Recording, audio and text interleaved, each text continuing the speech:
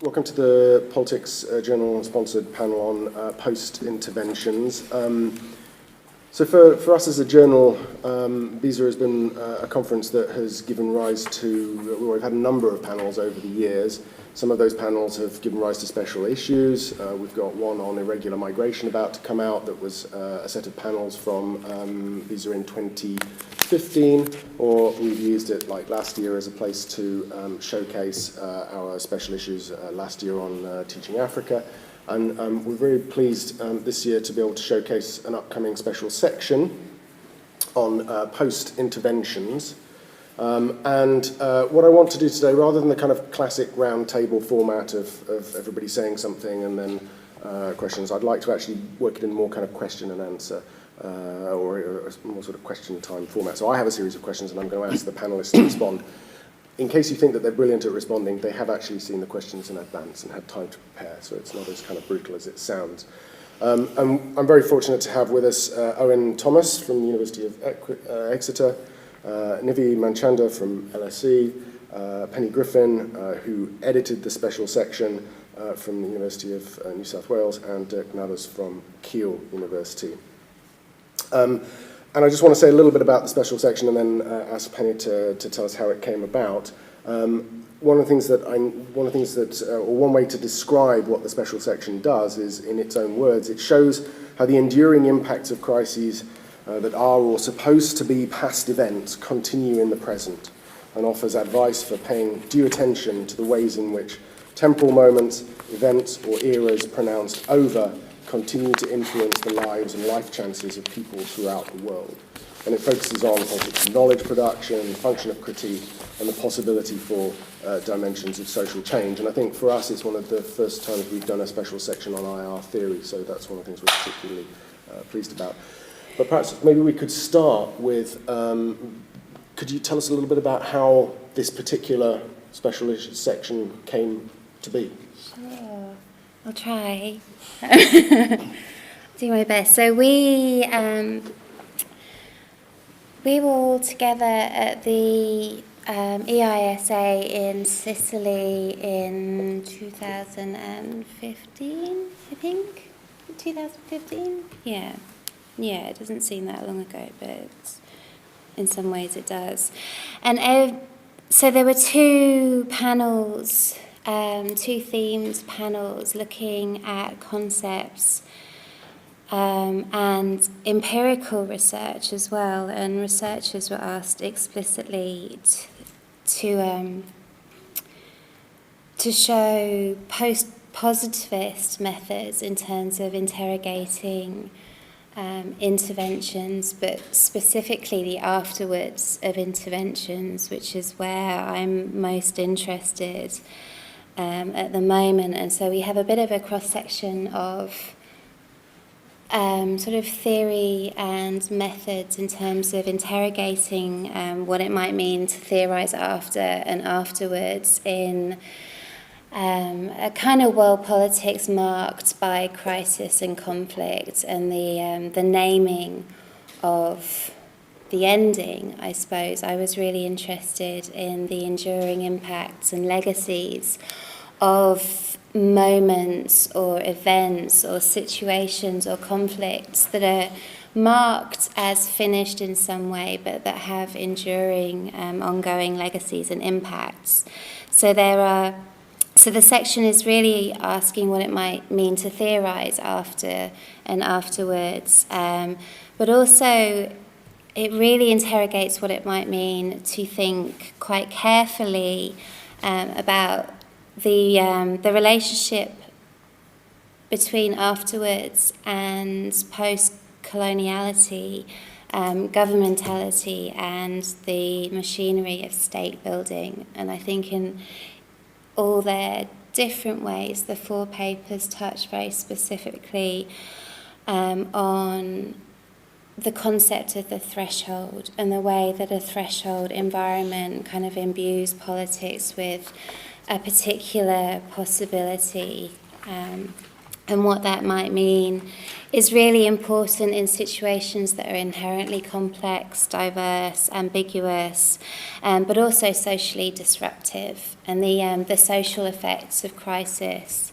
And for me, thinking about the financial crisis, the social effects have not been much covered in official responses to crisis, but that's also the case with conflict-based interventions as well, and the enduring legacies of those interventions are really dependent on the ways in which events are marked as historic and what that does for the possibility of future responses, but also the really kind of intimate everyday lives of people. So there's a care across each of the papers to put people, the human, really central in more conceptual arguments around what post-crisis or post-conflict or post-intervention might mean. So the primary sense of post in the special section is afterwards, and the threshold you're talking about is not perhaps the threshold we cross in order to move into the crisis, but the threshold we cross moving out of crisis. Yeah. Right? Yeah, in some ways. I think it's there are different responses to the kind of mythic proportions that events take on, and the ways in which we go from pre to middle to post events is really evidently problematic in theoretical terms, but also in practical terms as well. So the threshold environment is actually something that when a system hasn't recovered and it's not failed entirely, so it's not over, we're in that environment that, though an event might be named as finished, it's not quite, and its impacts are still kind of really affecting quite precarious lives in many ways. So it's, I guess each paper looks at different ways of conceptualizing what it means to be in the now, and then what future responses might look like when that now is named in particular ways and regulated in particular ways. Great. Well, then in that case, let's hear. I mean, I'm going to go. This isn't. I'll go in order of sort of far to near. Can you tell me how that plays out in your paper? I mean, I should say that Owen's paper is about the Chilcot Inquiry. Nivi's is about the representations of Afghanistan. Penny's is about financial crisis, and Dirk's is about crisis as a form of dislocation. So, can you tell us how does this sense of the threshold, the passing of the moment, and then the kind of discursive negotiation of the crisis, the event, how does that play out in your paper, and what do you think, or what do you individually, because I think you don't all say the same thing, so what do you say about the importance of this kind of post moment? That's awesome, yeah. Yeah, so in my paper, following on from this idea that there's a threshold that's maybe crossed, officially, at least in a sense of marking and moving away from a crisis. The work that my paper is on this Chilcot Inquiry. The Chilcot Inquiry was a 7-year official inquiry into the Iraq War. And what interests me about this idea of past or after is that it marks this moment where there's this possibility, ostensibly, of learning, there's this possibility of change, that inquiries are intended to sort of draw a line from the sins of the past and demonstrate that the badness has been bracketed off and moved away so that everything else can continue. What interests me then is the limit of that knowledge, or to put it as Penny does in I think the drive forward to the issue, the limits of knowledge, the limits of critique, and the limits of change. So in other words, I suppose my interest in this idea of post is when we think about post, we think about after. What are the kind of questions that are asked and seen as legitimate, and how do those constrain what kind of lessons can be learned from the wrongs of the past? And I'm sure we'll say a bit more about what each issue actually argues later on.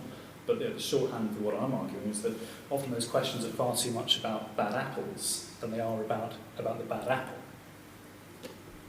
So particularly the focus on, in your case, particularly the focus on Blair's responsibility rather than the structural. Absolutely, yes. To give you two examples, one which happened at the time and is in the paper, and one that's happened since and didn't make it into the paper.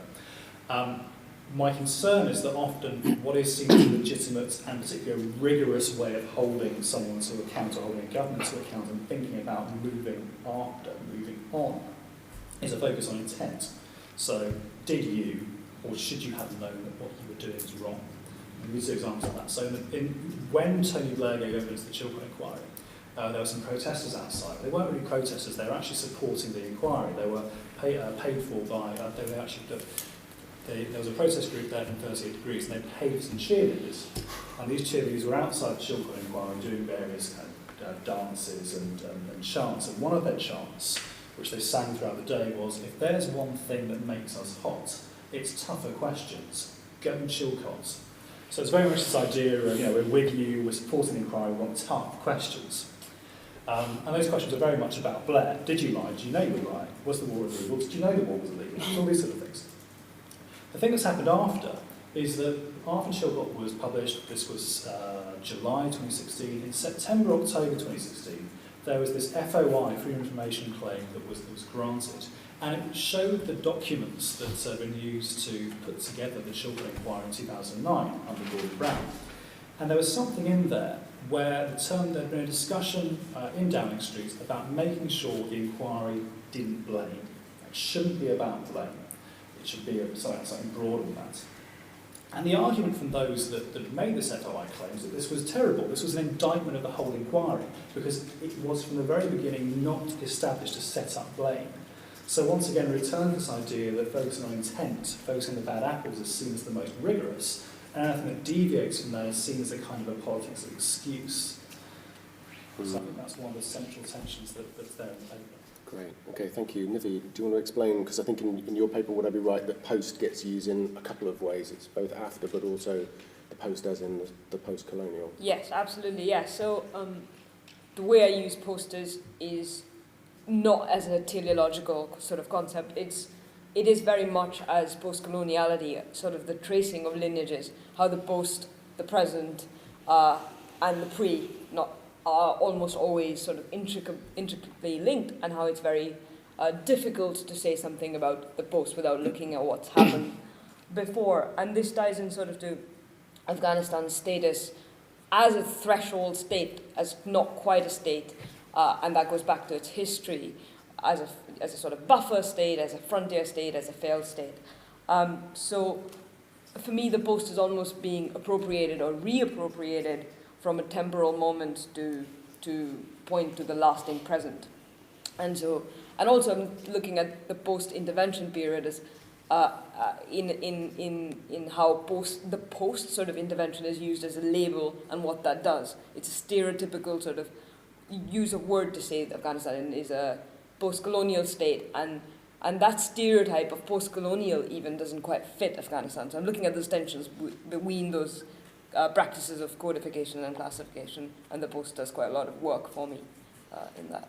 And what do you think? I mean, so following the invasion and the ongoing military intervention, and you talk also about the kind of way in which we have to deal with the kind of colonial legacy of things like the Durand Line and so on. Mm-hmm. What do you think that? What do you think we can take away from this kind of idea, from some of the post-colonial ideas around the problems with seeing Afghanistan as a failed state, or so on? What's the kind of most important thing that we can take away from that sort of theoretical intervention?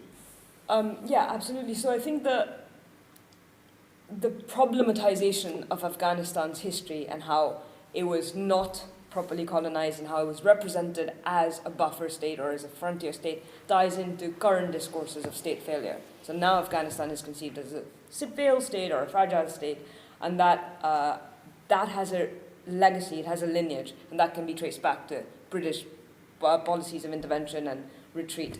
So that's, I guess, the Durand Line itself has quite a problematic history. It was delineated in 1893 after a very long, 27-year-long scientific survey. It bifurcated the Pashtun sort of homeland, and was extremely arbitrary. In 2015, there was some sort of move to dissolve the Durand line and say actually this region is the same, it's Pashtunistan, it's Afpak, but what that does is injustice to the different types of legacies and also different types of affiliations that have been formed since. So it's almost like, oh, we made this mistake in 1893, so let's just dissolve it, and then now we have Afpak, which is not a sovereign state. And that post doesn't actually take into account all that's come before. Okay.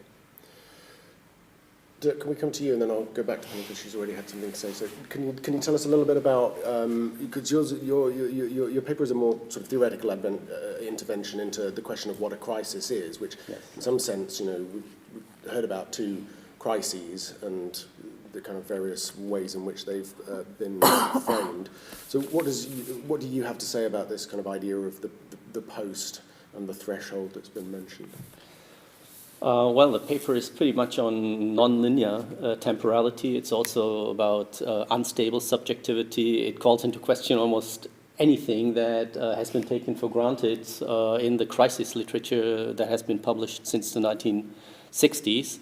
The whole notion of crisis going through the literature doesn't make much sense because it's usually individualist, it's materialist, it's relying usually on a rather primitive notion of mind-world dualism that tells us that the world out there exists independently of our minds, and even sophisticated work in that field tells us that there are exogenous shocks that come flying into our windows somehow, and that decision makers try to manage those crises, while not taking into account how, for instance, crises are articulated by decision makers, they are intensified by decision makers, they are put into practice by decision makers who are not pre-existing the crisis, but are, so to speak, subjectified by the crisis in the first place. So the whole notion of an autonomous, self-contained and autonomous functioning decision maker is something that I call into question. So that is basically. So if we see, the way that when I read your paper, I was very sympathetic of, the way I've seen it is in the way in which international relations, for example, handles the question of war, which it sees as a kind of temporal break, which is, there's a kind of before, there's a during, there's an after. But you seem to be arguing that crisis is perpetually with us in some kind of way. That is so true, and that's the essence of the paper. Therefore, I'm introducing the notion of dislocation, so to speak, to substitute the notion of crisis in that respect, and I'm claiming that dislocation has at least two dimensions. One is what I would call the internal dimension of dislocation. To give you an example, you could say that the notion of freedom, which I'm also using in the paper, and which is the basic concept that many Western societies are organized around, that Western identities are organized around, is usually connected to notions such as democracy, progress, peace, a liberal market economy, and so on. And then all of a sudden, on a day such as 9/11, it seemed as if terrorism came into play, and that a discourse that rests on the notion of freedom was disrupted, so to speak, by the notion of terrorism without acknowledging that it had already been there. Then the American society had been fundamentally dislocated already prior to 9/11, and therefore to make sense of this whole non-linearity, the destruction of the notion of linearity, I'm introducing another couple of concepts like sedimented practices, antagonism, and also the symbolic, which are fundamental to my understanding of what post entails. So just one more question, if you could. I mean, can you, because that raises a question about the sort of temporal aspect of post. I think it's complicated in both Owen and Nivi's case, and I'll come to them about this question in a minute. But in your case, if you're suggesting that crisis is perpetually with us, that we have this kind of constitutive threshold that's always there to a certain extent, what does post then mean? Because it can't mean afterwards in that sort of simple temporal sense of something that follows or a kind of temporal succession, it must mean something more complicated. Yes, indeed. I would, perhaps the easiest way to explain this is to use the notion of différence that we know from Jacques Derrida's work, which actually consists of two notions, to defer and to differ. And to defer means that identity, so to speak, subjectivity, is always deferred, postponed, so to speak, into a different location, into a different temporality. We're never stable in ourselves, so we always strive for perfection. We always strive for paradisiac moments, but that will never be reached. And this also brings with it a new form of temporality, I would say. If it's all there, past, present, and future, and also different locations in one space, then this brings with it instability, illusion, and so on. Okay, thank you. Penny, can we talk about your paper and the way in which you interpret? I mean, your paper is much more about thresholds, as I understand it, but Yeah. I may have misread. But more about the kind of liminal thresholds and the way in which there's a kind of, if you like, kind of reflective settlement of the after crisis. That there's a kind of reflective settlement about the meaning of crisis and how we recover from it and so on. I mean, how does the idea of afterwards or post work in your paper? Yeah, it was really, so I've been thinking about the financial crisis for some time, but around sort of 2010, there were descriptions of us having entered this apparent post-crisis era, and I thought, hang on a minute, this doesn't seem right.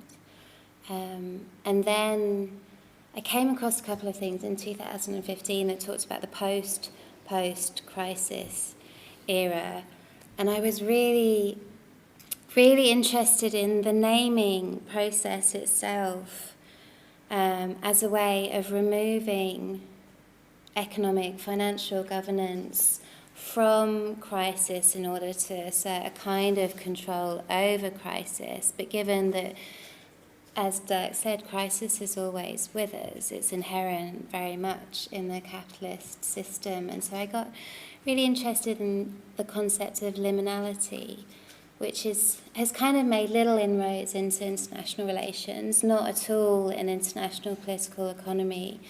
But this, the ways in which liminal contexts, so the state of a particular moment or situation during and after a crisis, and how those contexts inspire particular governance responses that temporarily bind the crisis. And it's been so important to the progression of financial activity, kind of locking the financial crisis in a particular moment in time, and the just magnificent use of historical allegory across descriptions of crisis, the way that history has been imported onto financial activity to make it more knowable, to make it more understandable, but the way that this has completely erased the really violent, racist and gendered foundations of the crisis, so that we have a system that's neither recovered nor failed,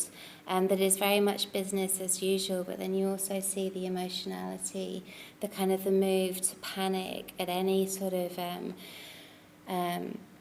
unknown market sort of moment, that psychological insecurity that's embedded in Western financial activities, really, really I find completely fascinating and really troubling. So there's the odd moment of panic every time China looks like it might be slipping economically, and yet none of the gendered fault lines that exacerbate people, and not just women's, but men and women's kind of precarity socially and economically and politically, none of those fault lines have been addressed. So no response to crisis has looked really fully, has really sought to interrogate the gendered and heavily racialised foundations of economic privilege on which financial activity depends.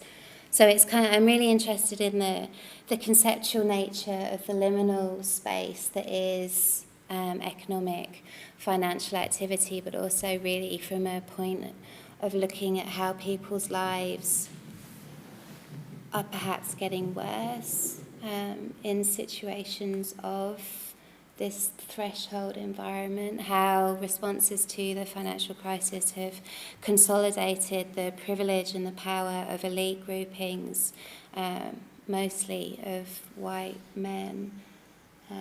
So could you just explain for people who haven't read the paper? I mean, how does the introduction of the term post or post-post, which is itself kind of quite a strange label, but how does that bounding of the crisis, how does that entrench the privileges that you're talking about? Well, what kind of privileges does it entrench, and how does it entrench them? Yeah, right. So I think what is most interesting for me is not whether we are in post or post-post crisis period. It's just the use of that kind of language, like, as Owen suggested, interrogating the limitations of knowledge gets us to a point where we actually need to ask really important questions about how the occurrence and the description and the so-called ending of crisis have enabled particular people's knowledge to become even more sedimented in the global political economy. So I would argue that global finance is built entirely on heterosexual, white, masculine privilege, that assumptions around rational, economic, human behaviour are really implicated at a core level in financial activity. And so in a situation beyond crisis, what becomes really interesting for me is to interrogate what kind of knowledge is being produced and how people are being constrained or enabled in particular ways. And you can't take history or precedent from that. So the gender is always already there for me. Right, okay, so it's a way to, so in a sense, it's a way to reflect on the way in which the kind of negotiation of crisis, if there's no end of crisis, and there's no beyond crisis, but the negotiation of it has to be read within some kind of temporal timeline. There's no separation between the event and the after event. No, exactly.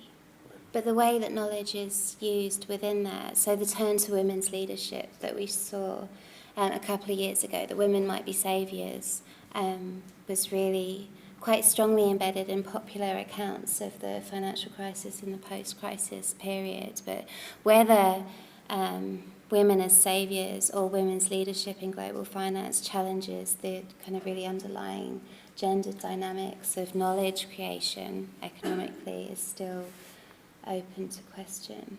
And actually there's lots of evidence that women that might have become leaders during and after the crisis have lost their leadership roles as we're getting closer to a reversion to kind of business as usual, I suppose. But business as usual with a sort of a more pernicious edge, I would argue, in terms of finance. Okay. So one of the things I'm interested in is you've all told different stories about, or it seems to me you've all told different stories about how time plays a role, right? And one of the kind of things that's dogged the term post is a sort of temporal connotation. And it seems that, you know, that variously you're talking about it as a kind of postponement, it's a kind of deferral. It's a kind of becoming that that means that actually Afghanistan has never been post-conflict because it's always imagined as kind of pre or in a stage of becoming. And I have no clue what happens post-Chilcot. I've always been wondering. Maybe you can fill me in on that. But what I want to know is, so this term, you know, you've all been happy to be part of a special issue with this as a title. What does this kind of post term give you as a kind of analytic, like analytically, what does it give you? What do you think it, you know, why do you think it's a useful analytic concept in the case of the work that you're doing? I don't mind who responds to that. I'll have a go. One of the things, just listening to everyone talking, is that I think post has a really important political function. Right. That is important to acknowledge. So I see post. So we talked about post Iraq. Now we're talking about post Chilcot. We're eventually going to talk about post Brexit. We're going to talk about these post things. And I think that post is often used to resolve a tension, or give the appearance that a tension has been resolved, it's been made by a crisis. And it actually leads me to pose a question to Dirk, actually. So I wonder to what extent the crisis literature that you're talking about is actually complicit, politically, in that function of giving the impression of having resolved the tension, resolved the crisis that's gone away. So the argument in my paper is that juridical individualism is the tool that politically helps to resolve a crisis. So Iraq can be said to be a one-off because it was about hubris. There's a historical allegory here there because it's regarded as Blair's Suez. And by talking about it in terms of individualism, by having a discourse that starts historically in the criminal courtroom but has now become the discourse of accountability around individualised responsibility, that's the thing that makes post in this case, or more generally what I think it is about, is it's about that political function of giving the impression that we've moved on. And I describe it as palliative. So whether or not we're talking about the precarity of lives or we're talking about wars, the palliative nature of marking something as post provides relief from the symptoms, because we all love blaming Blair, it's perhaps the national sport of this country. But the underlying trauma, the underlying pathology has not been addressed. Okay, so in that sense, using the term for you is actually, it's a kind of, so critiquing rather, not using, but critiquing, if you like, a kind of critique of the post-Iraq moment, is a way of opening up what it means to talk about the post, and about a way of saying, the discourse of the post, and it's a political gesture in terms of saying the post is a kind of closure that actually we need to reopen and ask serious questions about. I think we're all trying to reopen the post. Okay. That's some sort of weird pun. Yeah, that was a pun. That was a pun that I wasn't going to go with. But, okay, no. So, but I think that's important, kind of critical gesture. Yeah. So, do you want to? Because there's a question there for you. Yes, I'd like to directly pick up on this. I absolutely agree. I would like to add that post also involves destabilization. It first appeared to me when I read Gilles Deleuze's piece, which he published in 1967, called "How Do We Recognize Structuralism?" and in which he also makes clear that no one really calls himself a post-structuralist, a post-colonialist, a post-foundationalist. No one really wants that label because it's about critique, it's about destabilization, and it's about naming something and thereby essentializing something that cannot be essentialized. So that chapter, in that chapter, Deleuze summarizes 7 criteria for what by depicting the limitations of structuralism. And he uses a couple of names like Claude Lévi-Strauss, Louis Althusser, and some others from structural Marxism, but also from semiotics like Ferdinand de Saussure. In that very article, he actually sketches a way towards what we today call post-structuralism, but he also avoids the notion of post-structuralism because then he would contradict his own argument by essentializing something and stabilizing something that can actually not be stabilized, like subjectivities, time, location, and so on, which is actually at the center of what we're doing here. Nivi, can I ask you, because I think there's some very fascinating things going on in your paper about, it's about post-conflict, but it's also about how the post of post-conflict is an imagining of a yet to be. So, I mean, if you could possibly say something about, how you see this term analytically giving you something. Yeah, so absolutely, I'm also using it as critique, but I don't think it's unproblematic as a term. So in postcolonialism, for instance, there's been calls to abandon the term postcolonial and use anti-colonial or decolonial to sort of stress the work that scholarship writing against colonialism is doing. But I think it's useful because actually by using post and then stressing post-conflict or post-intervention stresses the continuation of that for me, and it draws attention to our complicity in that, right? So if you're talking about post-intervention, the thing that you focus is not on the post but on the intervention, and that sort of complicity is important rather than a disavowal of all that's come before it. So yes, there's critique and there's problems, but there's also use in that frame for me. Right. So actually, in some senses, the kind of simplistic, naive idea of post as the the afterwards is actually something that you're aiming to critique by showing the continuity. Yeah. Right. Yeah. Okay. And to what extent? I mean, so you've got this idea about Afghanistan as being imagined in a variety of ways as a kind of state in well, it's not as a kind of thing in becoming, right? And I wondered.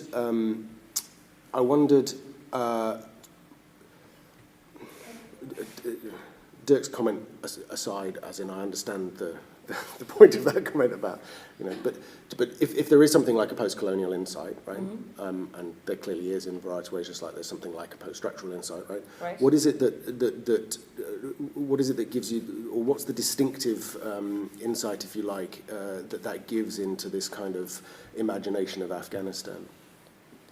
That's a really good question. I think my sort of core argument is that the way in which Afghanistan is currently construed or imagined as a failed state stems directly from its imperial past. So the post of Afghanistan, the post-failed state, will also stem from that imperial past. And that imperial past is the way in which Afghanistan has been thought of as a margin, as a periphery, as this place in between meaningful entities at that time, British India and Soviet Russia. And that the post-colonial insight here is to think about how international relations needs to start paying attention to borders and margins and peripheries and liminal spaces. And Afghanistan is a really good example of how it wasn't part of empire proper, and therefore it wasn't decolonized properly, and so it's not quite post-colonial, and the intervention is still ongoing, so it's not post-intervention. And post-colonial scholarship sort of confounds our mainstream narratives of what it means to be a state and what it means to be a margin. And I think that Afghanistan is its threshold sort of status is really, it's poised to speak to those different concerns in international relations. And I think international relations as a discipline hasn't picked on those because it is still tied to the state as a sort of container of identity.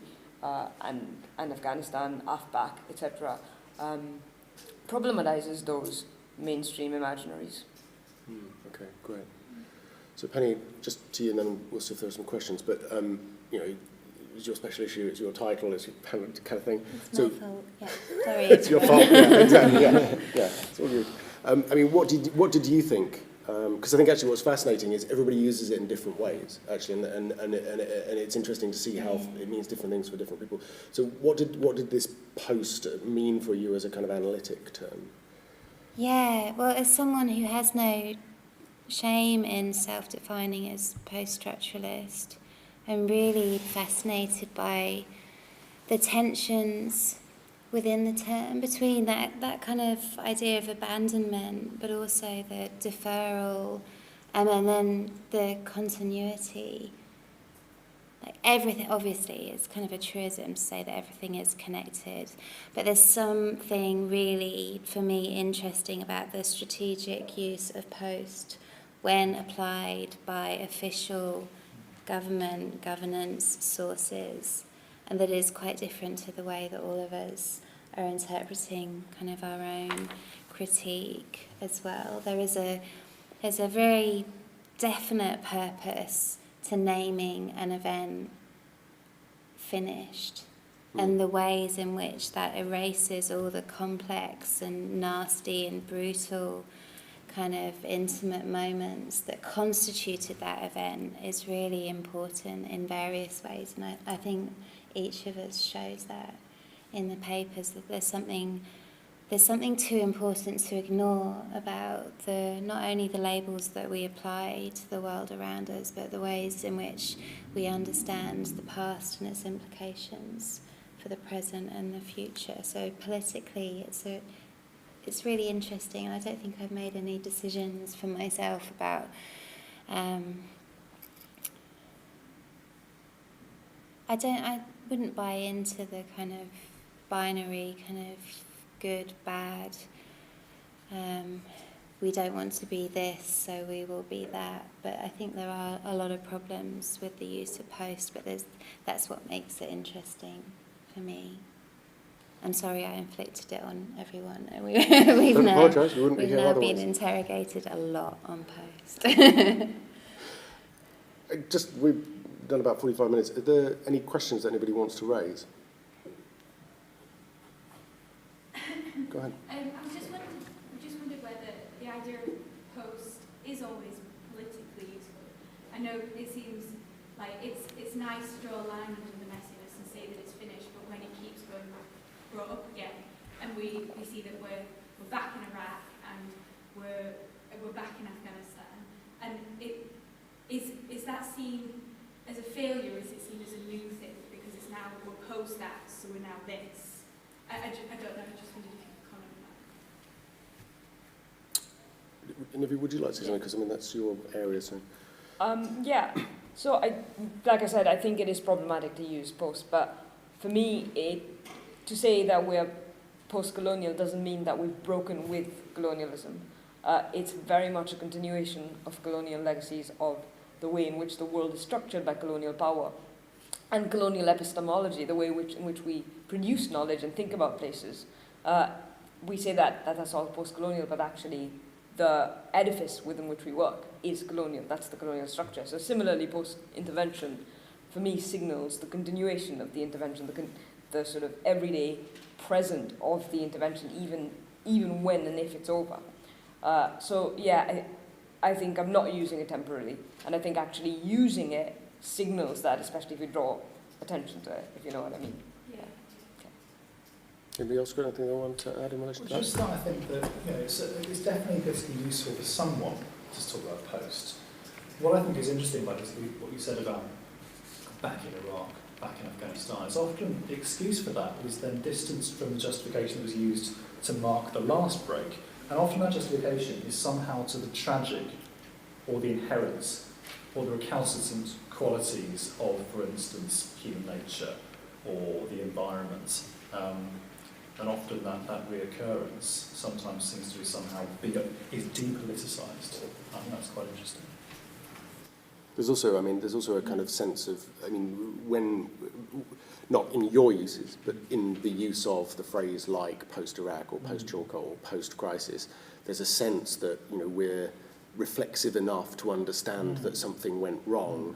And I often, I laugh when you hear on TV, post-Iraq, no, we're still there. We haven't reached that moment of reflecting and working out that something went wrong. Post that particular mistake, yeah. Or that particular act of good faith that there are conditions beyond our control, or that sort of thing.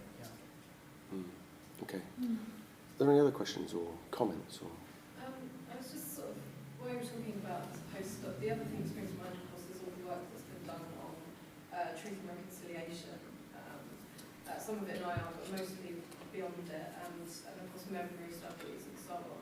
And I just wondered what you think about that, because of course one of the justifications that those truth and reconciliation kind of committees use is that drawing a line is necessary for for politics and but just normal life to continue. And I know this comes up in the way that again erases how life is never normal and so on. But I just wondered if there's anything about the work that you're doing that kind of speaks to that kind of literature and kind of perhaps develops it in different directions. But also, just kind of how it might talk to it. But also the stuff around memory studies and how memories of crises. I mean, we touched upon this as well. Like previous financial crises getting mentioned, as these moments that kind of pull back in. So I just wondered how this work builds on that from mostly other disciplines. Anybody want to say anything? Want to answer? It's not really my area of expertise, but drawing a line certainly implies fundamental ethical questions by essentializing truth, by not discussing and not calling into question certain truth any longer, and it contradicts what Foucault has called an ethos of permanent critique. So it also touches on the notion of event, which I'm using in my article, and draw here on Gilles Deleuze. Some others in the field of IR have used the notion of the event, like Tom Lundborg, and makes the distinction between the pure event and the historical event. While the pure event is characterized by ambiguities, displacements, disruptions, and so on, the historical event tells us what the truth is. This is something also from an ethical perspective rather dangerous, I would claim. So that would be my take on this. Yeah, no, I think I agree. I think the politics of memory and commemoration and forgetting are really interesting, but I think there is an ethics to it, and often the things we forget, or the systematic forgetting and amnesia, is around colonial atrocities, right? So when it comes to our crimes, it's like, okay, let's forget this, and that sort of does more injustice in some ways. But I don't know the particular literatures you're speaking to, but I think there is that's an ethical problem to say we should forget, or we should draw a line under it. But it might, individually, and it might be the best way to deal with a problem. But on a sort of larger scale, that might be problematic. I think the interesting question that's come out of that is what kind of politics can tolerate an ethos of constant critique. So I'm reminded of the work of Claire Moon, for instance, whose work on the South African TRC shows quite cleverly how the different narratives were quite forcefully, quite violently constrained into particular narratives of reconciliation.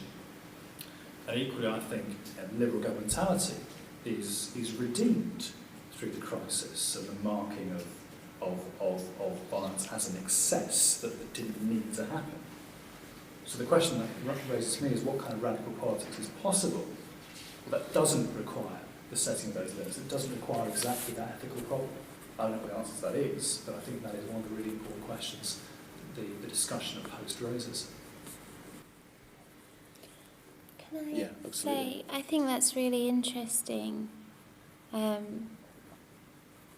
that IR, to be relevant, has to look outside of itself, because I think we all do that in our papers in various ways, but that need for closure is so symptomatic of liberal governmentality, and I don't know a massive amount around the Truth and Reconciliation Commissions, but all the work that's been done on emotions in international relations and the emotional power that emotions hold in terms of political persuasion, and that need to suture old wounds and the cracks that cannot be covered in governance responses that attempt to close the past in some meaningful way. I think to really get at that, you have to look at sociology and anthropology and postcolonial studies and political science and ideas around governmentality that international relations doesn't always do so well. So I think that's a really good question, Victoria. Thank you, but I don't think... It's not meant to be a criticism, probably. I'm just because I think we probably are developing.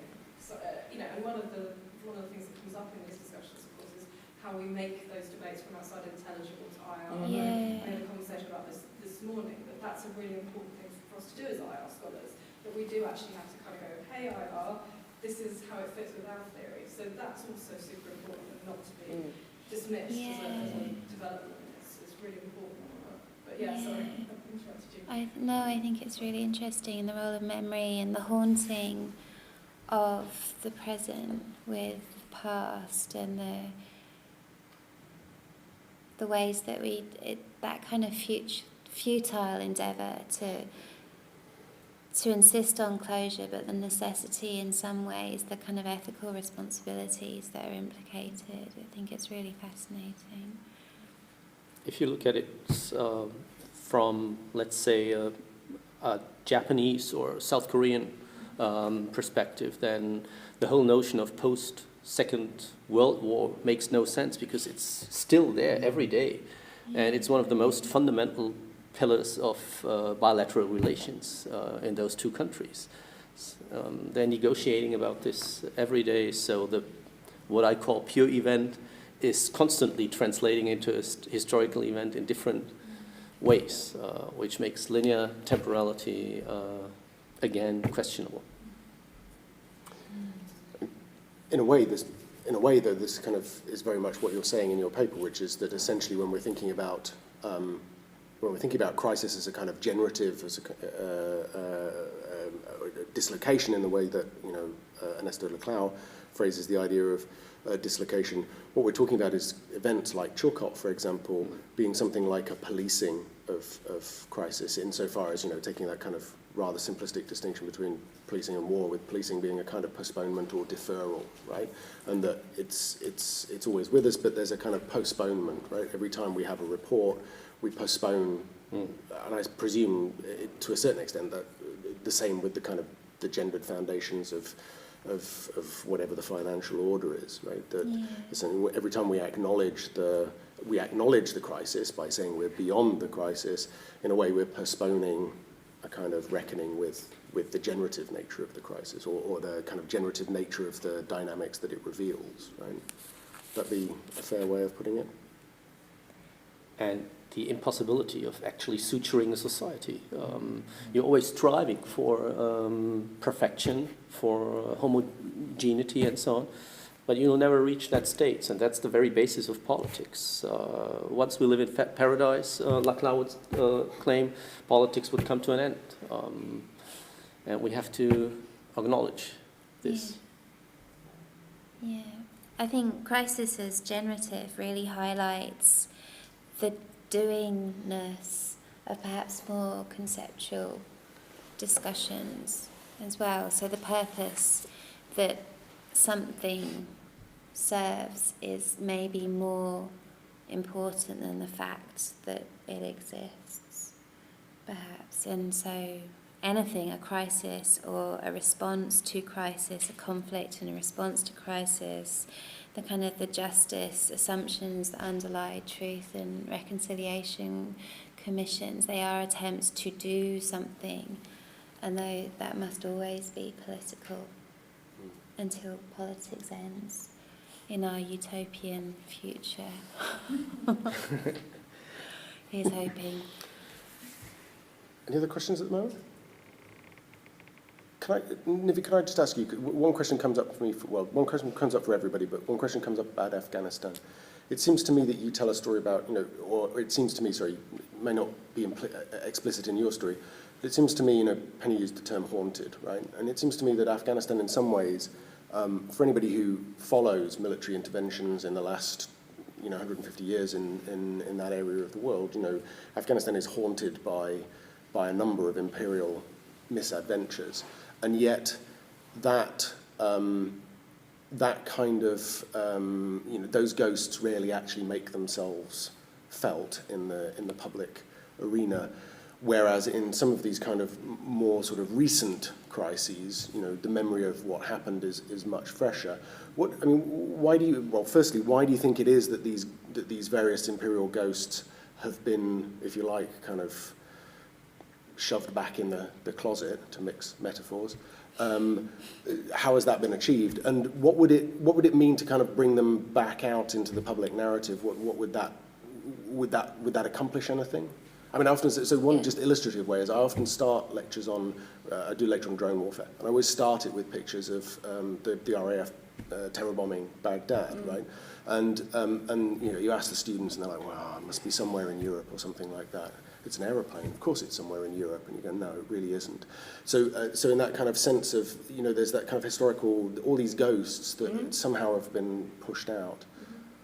Yeah, no, I think that's really actually quite interesting, because Afghanistan is often called the graveyard of empires, right? Yeah. And that kind of is a trope that's used again and again in military and public discourse, even if it's not that popular. But I think that does injustice to the way, or maybe it doesn't do injustice, but it creates a certain sort of myth of Afghanistan as inconquerable. But actually, of the 3 Anglo-Afghan wars, Britain won 2 of them, and this idea that Afghanistan is unconquerable or an unknowable, essentially unknowable, unwinnable terrain is another story of imperial expedience, because it was much easier for Britain to retreat from Afghanistan and focus on British India at the time. But there's also spectres of intervention that are haunting Afghanistan that aren't spoken about, and I think that Afghanistan just seems like not as important as other places, and that happened in 2003 when Iraq was invaded. All attention, at least in the media, switched to Iraq, and Afghanistan was the forgotten war. So I think there's 2 things happening in that story of ghosts in Afghanistan. One is that it is created as a haunted place, as a graveyard, and the other is that then it's also just forgotten and not spoken about, so it should be brought back into that. Is the answer to that to remember, or is it not that simple? I think remembering is definitely the first step, yeah. So remember and then deconstruct and then reconstruct would be some sort of, not necessarily, again, teleologically, but I think there is a systematic forgetting and erasure of Afghan history. And it's often received in sort of sound bites like, oh, Afghanistan is a tribal land, or it's the graveyard of empires, or there's not much deep theoretical or actual engagement with what's going on, and how complicit we have been in this history and present of Afghanistan. Anybody want to raise anything? I just wonder how important this memory of Afghanistan is to current operations there. I've just seen that the US currently doesn't feel like it's got enough troops to do what it feels it needs to do, but surely it's more strategic, and I wonder whether there is a sense that it continues to be an unwinnable country, and that's why we feel like it. Yeah, I think that's it's really important, actually, and so last week there was an article by the founder of Blackwater, which is now called Academy, saying that we should Afghanistan has never had a viceroy, so we should install an American viceroy in the country, because it did not benefit from imperialism in the way that India did in other countries. So I think this misremembering or forgetting is really crucial to the way in which intervention has been structured. Or again, this idea of tribes and how Afghanistan is a tribal country. A lot of the work that is now cited was actually written at the time of the first encounters first Afghan encounters with the British, dating back to 1807, where Afghanistan was supposedly a tribal country, understood as close to Scotland in the Scottish clan system, and now this is just being repackaged in military documents, and that again suggests that we need to think about this differently and actually have more engagement. So I think that's crucial, yeah. Thanks. So Dirk brought something up I'd like to see if you could expand on a bit, and I'm going to start with Owen. It's a bit of a kind of, I'm going to say it in a kind of comedy terms, right? 2.6 million words. I think that's Chilcot, yeah? I'm assuming you read every single one. Of course. Yeah. What are the ethics of the kind of critique that all of you in your own way are proposing? And what I mean by that is, and I start with the 2.6 million words, because of course what you're proposing is to reopen, right? And I think this is also one of the questions that goes around memory politics, right? That from a critical standpoint, it appears that drawing a line under things is perhaps a politically retrograde gesture, right? It's a postponement, it's a deferral, it represents a kind of singular narrative and so on. But of course, for a number of people, Chilcot was exceptionally emotionally satisfying, right? So what are the ethics of undoing, effectively undoing the post, if you like, you know, effectively saying, hang on a minute, you know, it's not as afterwards as you think it is. Okay. So the first thing, with specific reference to Chilcot, is that it actually needs to be read properly. Because there is a really quite devastating critique, a structural critique of Britain and its foreign policy in the post-colonial era, which is actually in that document. But the point is that it's not read, and the point is that the questions are articulated in terms of intent and looking for those. That's, as is often described, the smoking gun that illustrates the mens rea, the guilty mind in some way. I think there is a question that has to be raised about whenever there is a post that is marked, whenever there is that threshold that is marked, there's always something that gets reaffirmed. So there's something that there's a wrongdoing, and that wrongdoing is against something. So there's always principles that are reaffirmed at the end of a crisis, and of course they are completely depoliticised. So that is ethically problematic. So one of the things that's come out of Chilcot is that the doctrine of the international community endures. It's still a valid way of thinking about the ethics of intervention, whereas I think what Chilcot's actually shown is that that doctrine can be manipulated very easily. And then on that point about satisfaction, and of course catharsis is a really important way of marking a crisis, and it is part of the way in which that can occur. I suppose one way to think about it might be that, so I'm extending this work at the moment to thinking about military misconduct, and the way in which often crises of military misconduct, cases of abuse and torture, often get drilled down to questions of, well, either you are excusing soldiers or you're blaming them when they're victims themselves. And one of the something similar going on here. So the Chilcot doesn't, reopen Chilcot doesn't mean that there aren't victims on both sides, but we've got to actually understand our precariousness in a more relational, in a broader sense. I don't know if that helps to answer the question, but I think almost that notion of catharsis can be a way of closing down debates that actually needs to be reopened. Okay. But, I mean, maybe for Penny and also for Nivi, I mean, there's an assumption here that opening up, going back to the past, opening up the crisis, saying it's not done yet, is good. I mean, is it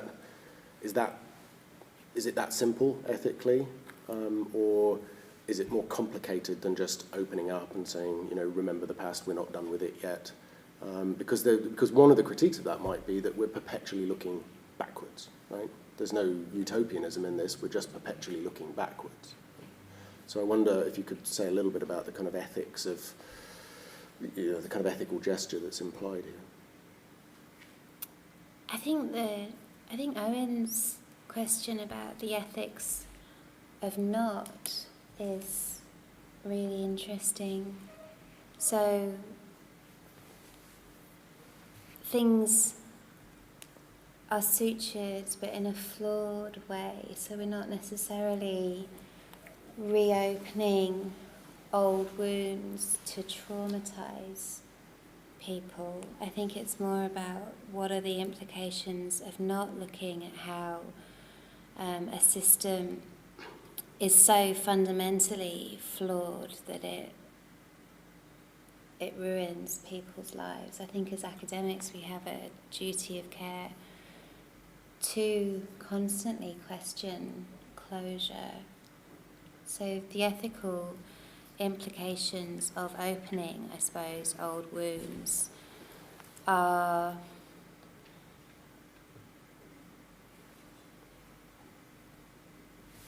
kind of ask us to interrogate our own reflexivity in some way, but they're asking people, ourselves, but others, those who hold authority, to account for their reasons, for their behaviours, to be honest, to be reflective, over what kind of conditions they have enabled to be perpetuated, and I can't ever see that as the wrong thing to do.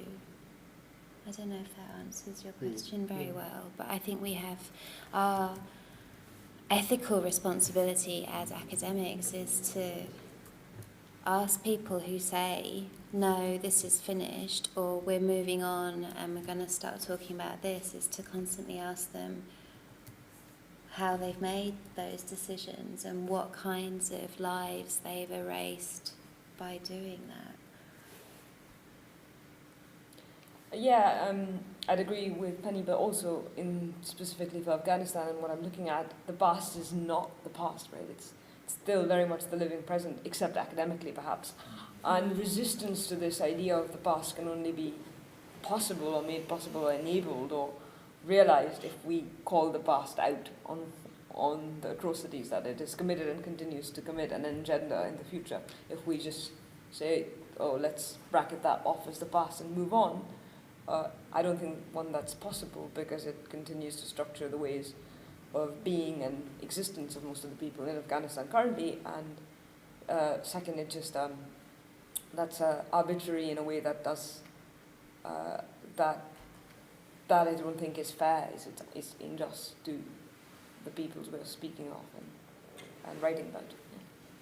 So I think if we say that we're reopening something, it suggests that it has been closed, and I don't agree that any of these conflicts or crises that we've talked about are actually closed in any meaningful way. So we're not reopening old wounds, and the gendered impacts of the financial crisis are still being felt quite profoundly. There's still huge disparities in lending, in wealth accumulation, in investment, in people's access to markets, and quality of living is falling dramatically for huge numbers of people across the world. So I don't think we're reopening anything more than simply asking, why are people's lives not any better when you say that it's over?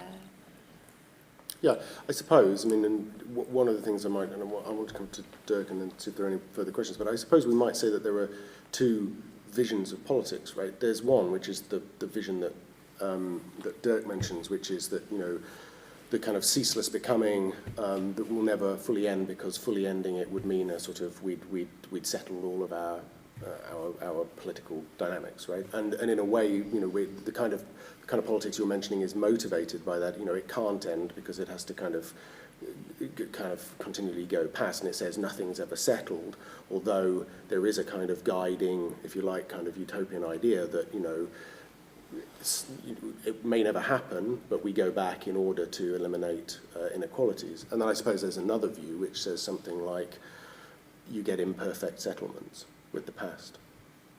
One imperfect settlement with the past is everybody's dead who was involved, right? Insofar as, well, no, as in, so for example, I'm thinking here about the Holocaust, for example, right? When you get to a point where generationally, those who were direct victims of the violence are dead as a generation, right? Almost, we're almost at that point. That this is an imperfect settlement with the past. Right, and I suppose these are two contrasting visions of what it is to be political. Right, I'm not advocating either, but I suppose that was how I read it. That's a very important aspect, because it actually implies that if there's no end, there's also no beginning. I sometimes ask my students, when do you think Germany has actually come into existence? And there are different answers, which shows that discourses, which I call sedimented discourses, have already been established before actually the materialization of Germany as we see it today. Now people again try to close, in times of right-wing, what we call populism, try to close the meaning of Germany again, or the meaning of Britain or France or the United States, which is ethically dangerous, and also logically it makes no sense, because if you look at my paper, if you read it, and please read it, then you'll see that I'm actually using notions of society, nation, and discourse coterminous, saying that through the notion of dislocation, we see that a nation or a society is always, from the very beginning, through by the founding myths that we establish, is internally deficient. We need myths to actually establish internal homogeneity. And then the next step, we also need an outside. We need an antagonistic force. We need someone to exclude, very artificially, in this logic of infinitely dispersed discursive articulations, to actually constitute the inside. And those two mechanisms, well, internal dislocation, external dislocation, show that everything's pretty contingent, everything's pretty constructed, and that we as subjects are permanently being subjectified. And that is true for a signifier like Germany or Britain or whatever, which is literally empty in the view I'm establishing in the paper. Right, so it brings me to a question about your paper, which is what's the ethical dimension there? Because in a way, there is also a kind of fatalistic way to read the paper, which is you can't escape it. It's a kind of constitutive. It's not an ontology in the classical sense, but it's an existential fact, if you like. So it's generative. But should we have a particular ethical stance towards dislocation? Yes. I would say that ethics is possible without the appeal to normative foundations. That's the big question for post-structuralists, for post-foundationalists, for post-colonialists. I would say that the ontological, or the ontology of society that I'm trying to establish in the paper, never actually predetermines the actual ontic. These are words that Martin Heidegger has introduced into the philosophical debate, and we actually need to use Husserl, and then Heidegger, and then perhaps Levinas, and then Derrida, and then Foucault, and eventually Laclau to understand this. Perhaps also Simon Critchley, to see that the actual ontic instantiation of a normative order is never predetermined by some essential qualities of the social. It's always radically political. This is what we have to see, and this is perhaps the ethical message that the paper tries to convey to the reader. So I'm saying there is no perfect woman. There is no perfect Germanness. There is no perfect Englishness, and so on. And we always have to rethink this, and then in the words of Levinas, there's an ethics of recognition, of permanently encountering the other and accepting his or her or its subjectivity. So this is the ethical message that I'm trying to convey in the paper.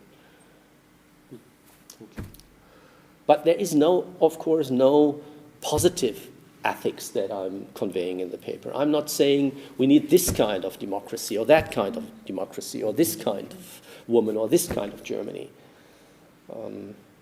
But it's a Germany that doesn't exclude. It's a Germany that is friendly and recognizes others and the otherness of the others. So it's a kind of undoing. I can add to your long list of influential content. I can say we should then read Jean-Luc Nancy. Absolutely. Right, so Kyle has a question. Any other questions? No? Right, Kyle and Victoria. So. I'm glad the conversation has moved where it has, because this might seem a little less left field now. But it's a variation on the what is to be done question in the sense of pedagogy.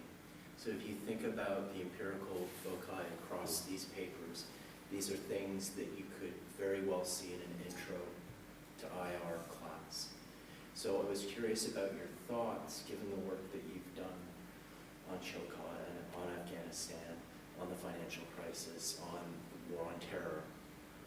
What would you then bring into the classroom, or what do you think people ought to be bringing into the classroom when they are discussing these issues, particularly sometimes, right?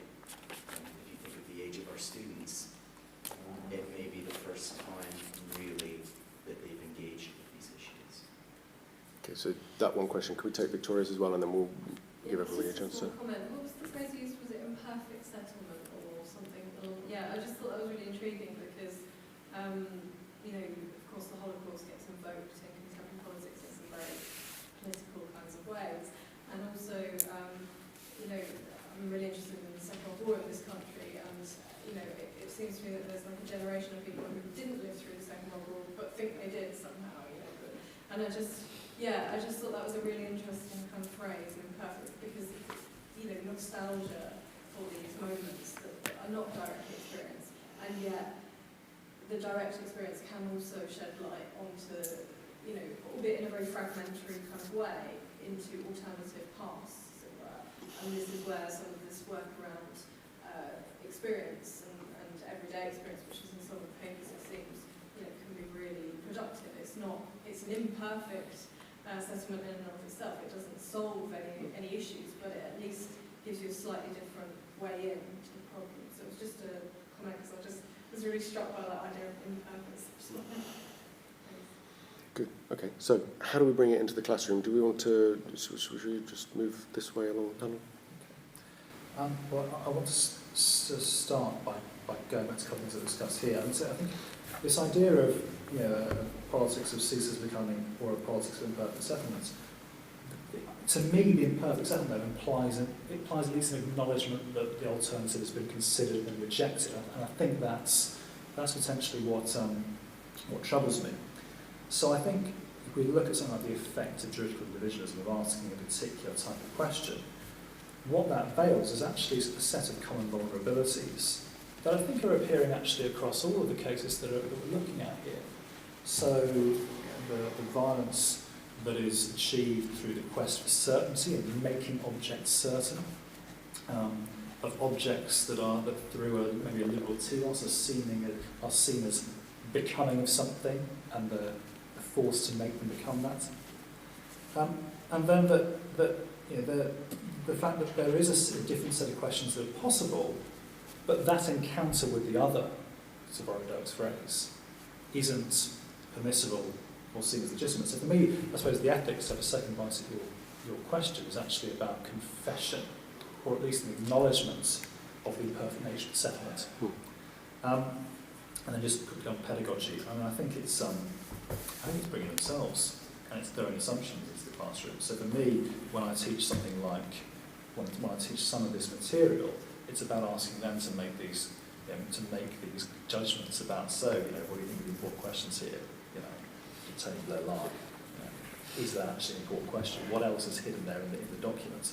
And for me, I mean, so these sort of issues, they're there in a 2.6 million word report.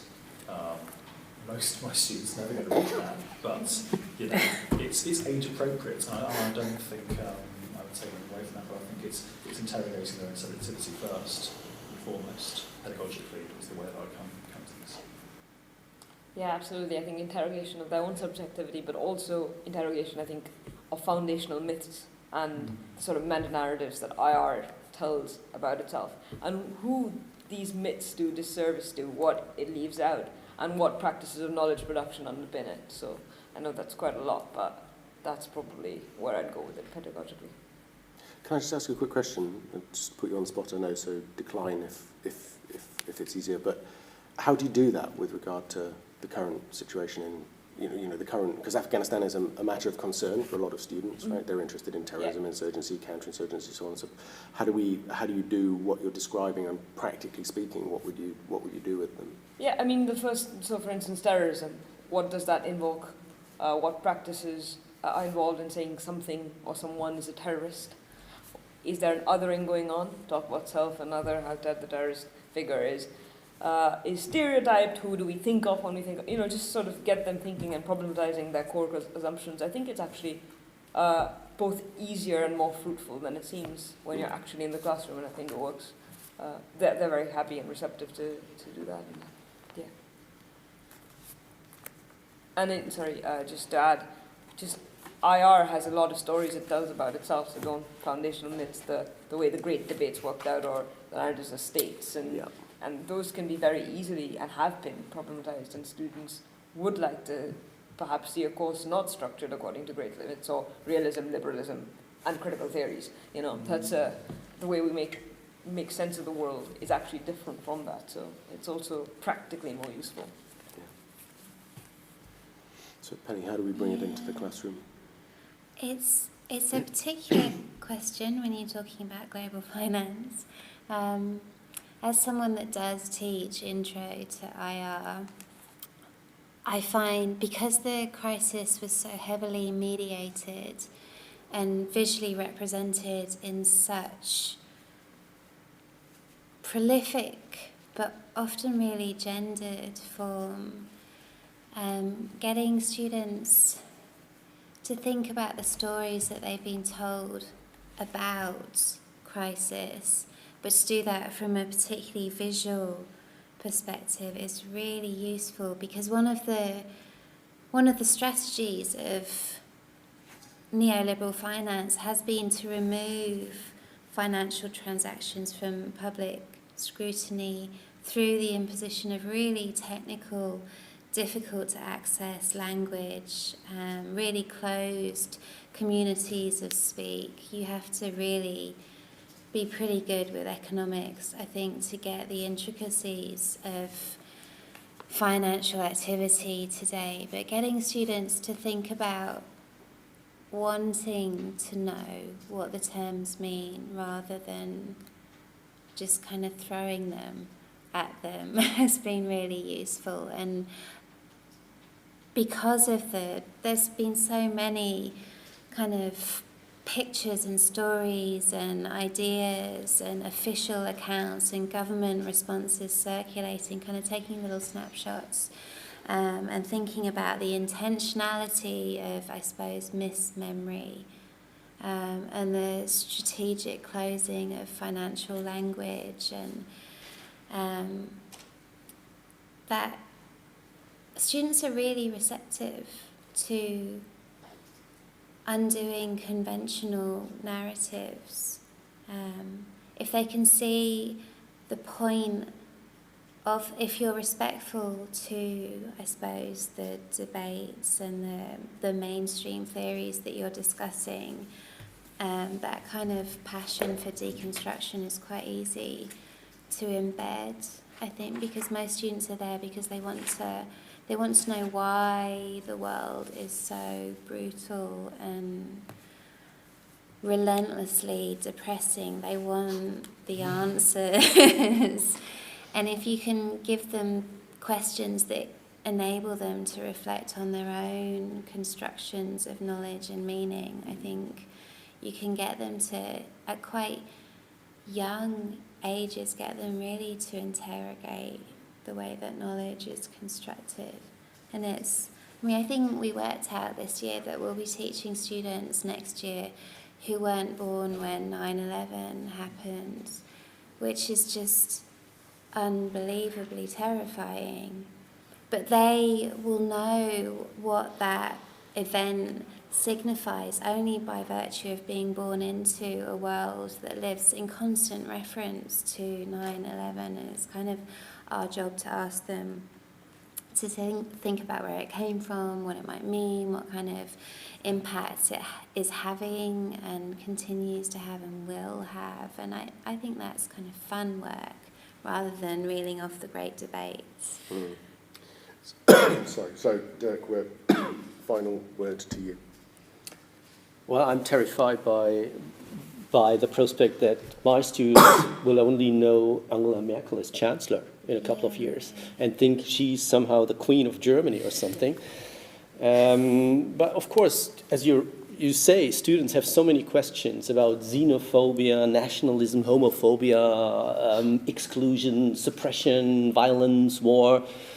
And that's what I usually start with. And then I talk about things like what is usually called populism, also what we call German lead culture. And from all those issues that students are really concerned with, I get to those notions that I also present in the paper, like dislocation, sedimented practices, antagonism, the imaginary or the symbolic, to make sense what's going on in our society and to get to ethical questions of inclusion and exclusion, who belongs to us, on what grounds, and all these issues that are so important to make moral decisions in our everyday lives. So it's the everyday struggles that we all fight, that we are concerned with, that I usually start with, and then get to the concepts that make sense of it I'm a professor of international political sociology, so it's IR from a sociological perspective. And that's my take on it. Okay. Well, I'm going to say thank you very much.